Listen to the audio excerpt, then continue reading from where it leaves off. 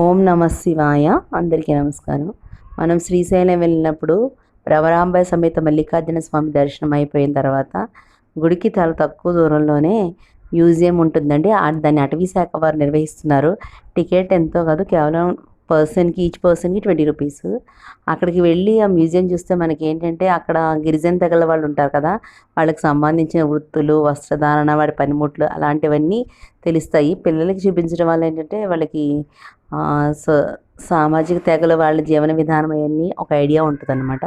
ఇక్కడ చాలా బాగా ప్రతిదీ కూడా మనకి సింబాలిక్గా తెలిసేటట్టుగా శిల్పాల రూపంలో చెక్కి ఉంచారు. మేము వెళ్ళినప్పుడు లైట్గా వర్షం కూడా పడిందండి, అందుకని చాలా ప్లెజెంట్గా ఉంది. పార్క్ అయితే చాలా నీట్గా మెయింటైన్ చేస్తున్నారు, చాలా బాగుంటుంది. మీరు కూడా ఈసారి వెళ్ళినప్పుడు, శ్రీశైలం వెళ్ళినప్పుడు ఈ మ్యూజియాన్ని తప్పకుండా దర్శించుకోండి. వీడియో ఎలా వచ్చిందో కమెంట్ చేయండి.